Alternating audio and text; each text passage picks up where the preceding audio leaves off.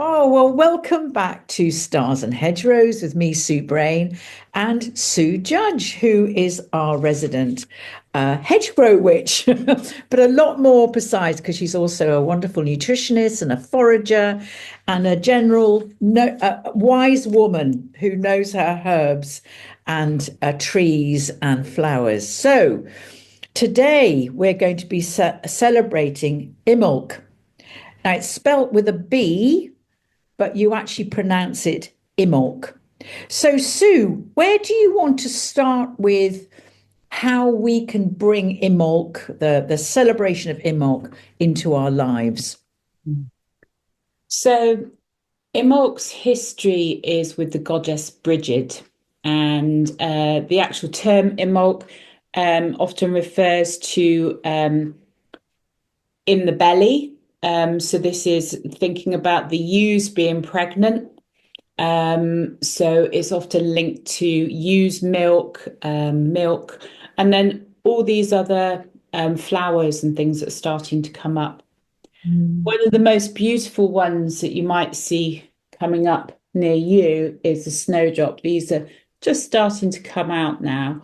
But it's that real hint that spring is on its way. We're not there yet, but it's a nod to, we're just coming out of those darkest days. It gives it's.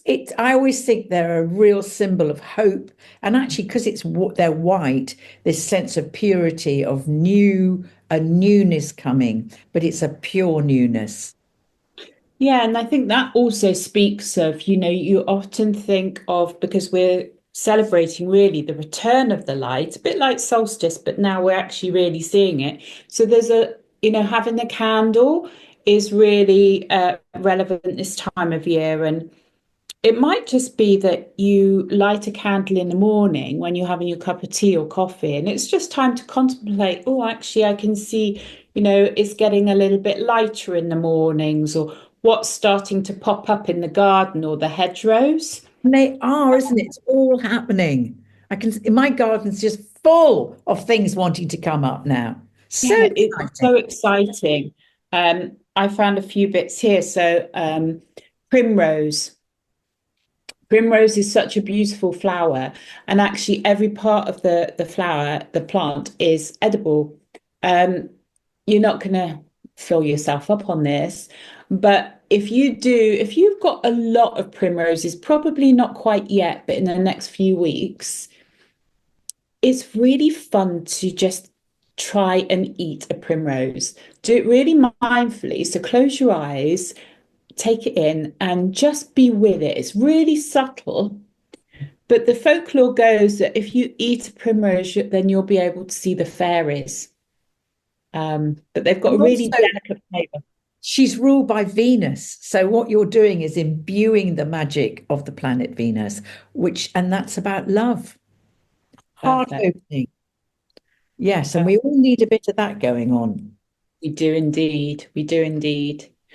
Um, I love the fact primroses attract the fairies because before we started recording, we are talking about the elementals and how important it is to recognize their existence. Do you want to say something about that?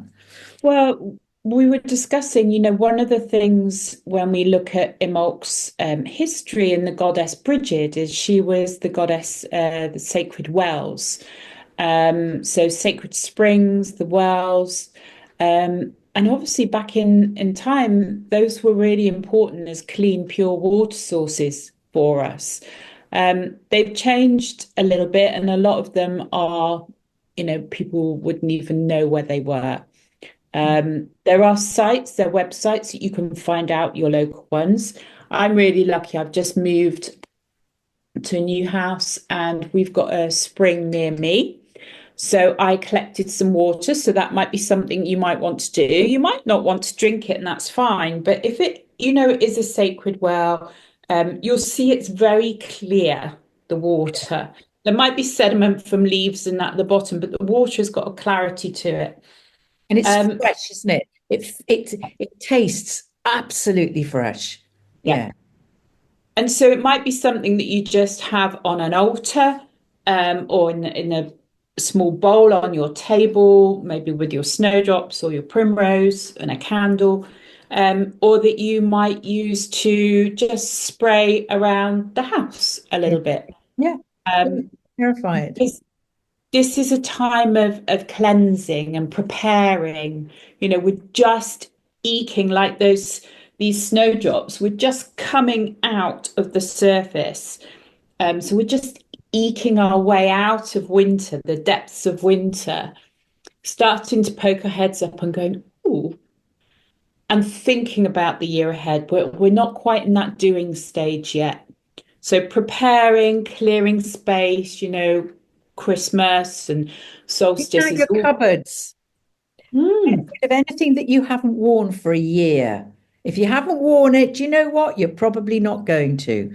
And the other thing that we were talking about was Charles Kingsley's beautiful children's story called The Water Babies, and how he was a Victorian. He actually died when he was only 55.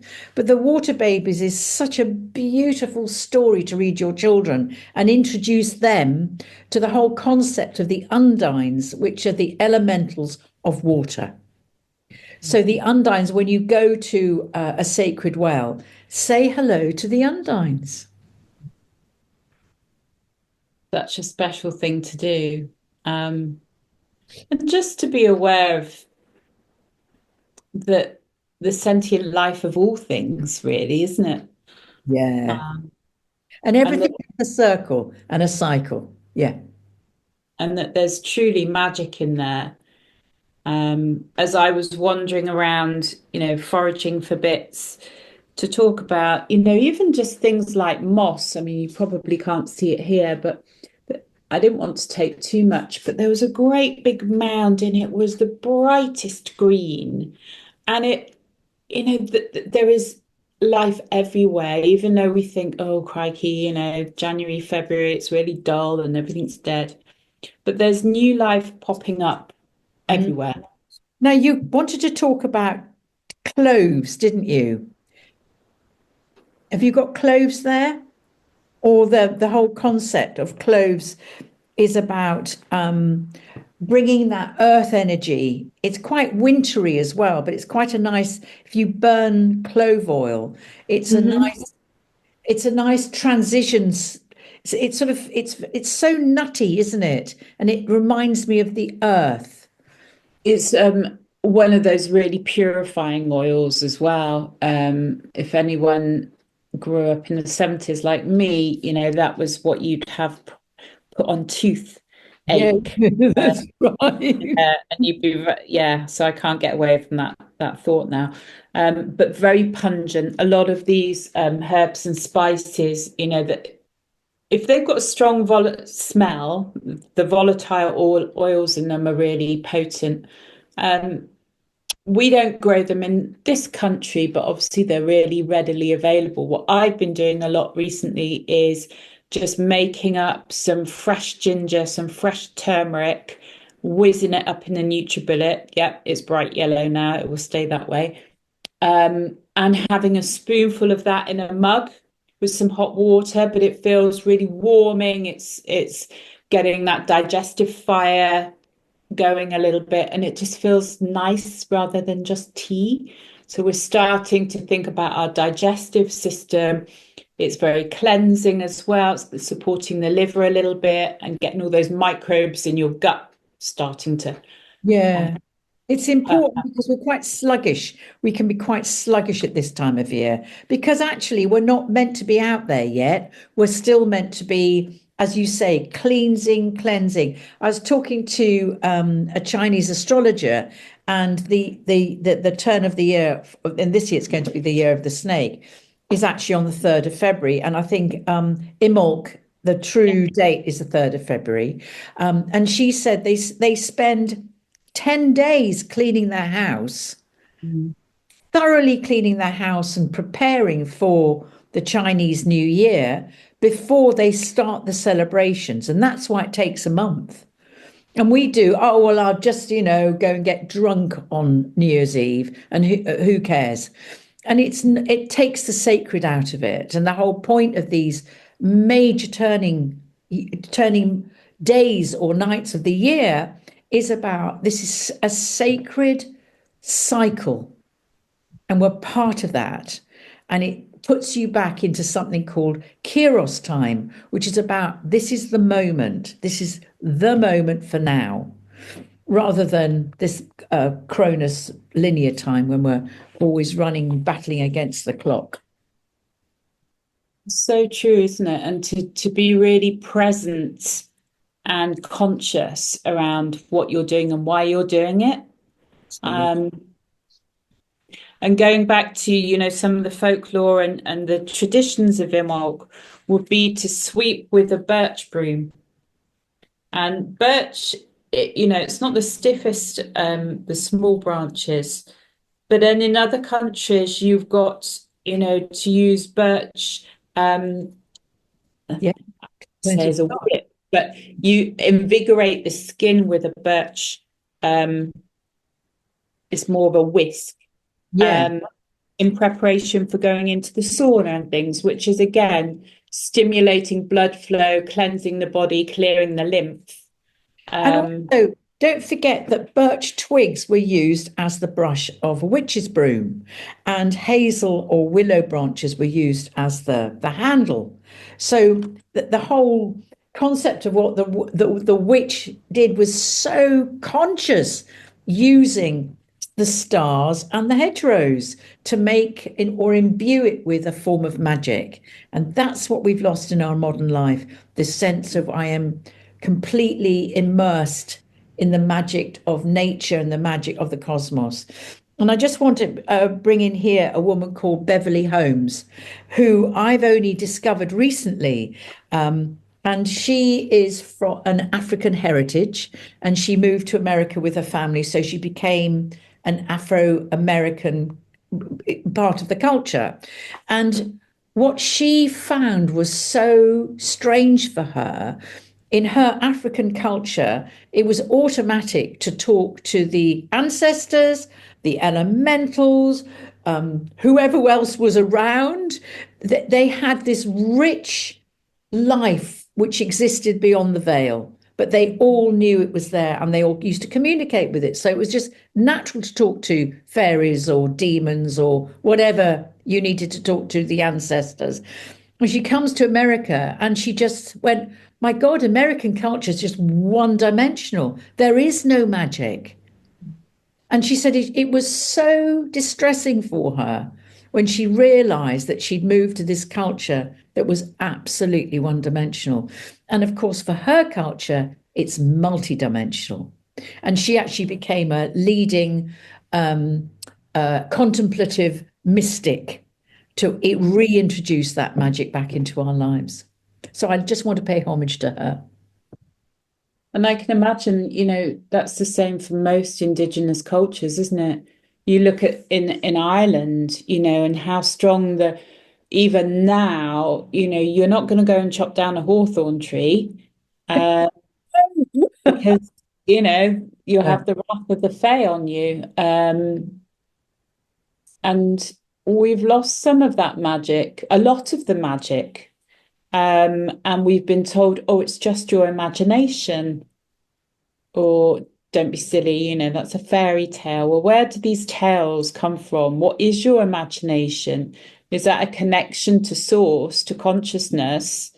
That's, because where do these ideas come from? Exactly. And the elementals, I think, are just part of our existence, but we can't see them because they live in a slightly different dimension to us. And we have a friend in common who actually has seen them and filmed them. So I personally do believe elementals are not imagination, but they're real. I don't know where you are with that, Sue. Yeah, I've never actually experienced them myself, but you get a sense with being in certain places.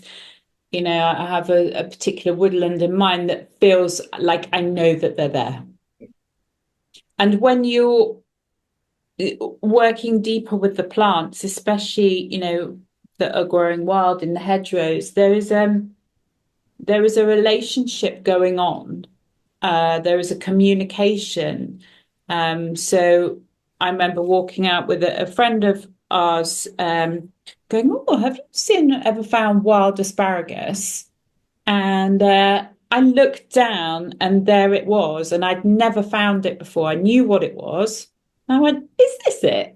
But why did I stop there? Why did I say that then?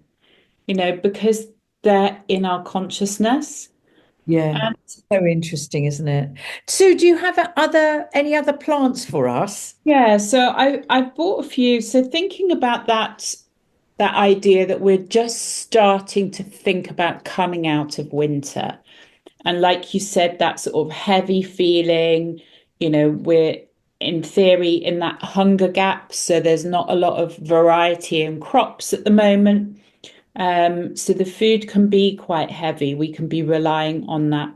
So cleavers are starting to grow. So these obviously are tiny ones, Yeah. very sweet. You need to always, when you're picking wild things, think about where you're picking them, how much you're picking, and who else has been there. Mm. Because you don't want to pick things like this and eat them if they've been lots of dogs around, for instance. Mm. So levers are really good for helping us to cleanse. So you can make them into tea, so just put boiling water onto them. Or when they're young like this, you could put them into a NutriBullet, maybe with some cucumber or some celery, a bit of mint, and make it into more of a juice. Now, Yeah. they have got very fine little hairs. They feel a little bit like Velcro, so the younger the better. When it's And they're called cleavers because they stick to you. They literally, it's that plant that sticky weed, yeah. literally they stick to. I always call it couch grass, and I don't know why. So I think it has lots of different Yeah. names. So that's one to look for. Nettle, Yeah. Dear use old Ethel. nettles just starting to Ruled come by Mars, Sue. Uh, out. because he stings, he's ruled by Mars. They're so nutrient dense for us, especially, this time of year. Really good to start this now if you get early onset hay fever, because they're very high in quercetin, very anti-inflammatory. So picking out the tops, again, if it's clean, you can make this into tea. You can put them into soups like you would do a spinach, but you want the Yeah. young ones. So they're phenomenal. And if anyone's seen the film Wilding, I learnt there that when cattle give birth naturally, after giving birth, they will go and eat nettle to replenish their iron stores. How cool is that? Yeah. Isn't that interesting? They're a natural source of iron and vitamin C. Yeah. Predominantly, I would be looking at the iron in that. If Yeah. you've got, let's say you've got a cold or there's flus knocking about, don't be afraid to go and pick the top of nettles and make tea for yourself or whoever's ill. Yeah. And With I a think, bit with of that, if you've got any of your fire cider or elderberry syrup left, yeah, that's absolutely brilliant. Um, yeah. And hopefully during the year, you'll start to gather and store some dried herbs. Um, because even just in jam jars with those little silica packets that come in packaging, popping those in, you can have enough to keep you going over the winter, which is helpful. yeah, yeah. Um, You've got to make sure it's dry. yeah, Kept dry. yeah. Yeah, yeah. One of a gardener's delights or not, dandelion.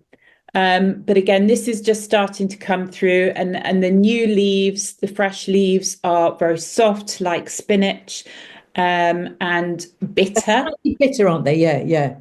So that's really good for the liver. That's helping us to produce bile, to break down foods, those richer foods, and to detoxify. So we're not looking at anything major, but we're just starting to think about how can I support my system And the other thing I would say, which is maybe a bit hard to get from the hedgerows at the moment, is increasing our fibre. So vegetables, whole grains, beans, pulses. But if you need to supplement it, something like this, which is a mixture of flax seeds, sunflower, pumpkin seeds, chia seeds, Yeah, what a good you idea. can sprinkle this. You can make it up yourself. You don't have to buy it. Sue, Um, what's your porridge? Well, exactly. So you get your porridge, but then you sprinkle this on top.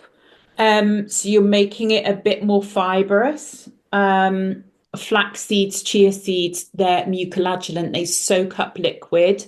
So imagine in our bowel, they're doing the same. So they're going to soften the stool and allow us to pass it easier. Yeah. Most people are constipated. And when we're thinking about cleansing, I know you're talking about cleansing the house, but our cleansing, that's our first part of detoxification, making sure our bowel is working properly, Yeah. and we're clearing out. And that's why I'm really dead against these New Year's Day detoxes when you've had this full on, 6 weeks or so, or on refined sugar, alcohol, all of the extremes, and then suddenly go cold turkey, when your bowels probably aren't working optimally to start off with. Yeah. Yeah. So it marks the time to prepare the land, to prepare our bodies for this new rise in energy as it slowly increases between Imbolc and then the spring equinox. And that's when we'll see each other again at the spring equinox. So, is there anything, just one last thing you'd like to say to anyone about Imolc, and just any words of wisdom? I think it's a really nice time to contemplate and to reflect and thinking what you'd like to bring in this year. So what physical seeds you might want to sow, but what you want to harvest yourself. So it might be like doing a bit of a vision board or picking out one word that's going to be your word for the year. And that you could have then by your candle, it could be on an altar. But it's just that, like, oh, I'm sowing that seed of intention. That's why I'll tell you what my word for the year is. It's discernment. What's yours? Hmm. I don't know. Authenticity, I think. That's a good one. Yeah. Yeah. Well, thank you, Sue. That was absolutely brilliant. So we'll see everybody. Yes. Gosh, in a few weeks' time on the spring equinox when the daylight is equal and we start to go into summer. Well, late spring anyway. Perfect. So God bless you all. And I hope the spring brings you everything that you could possibly wish for. And Sue, see you soon. Take care. Bye.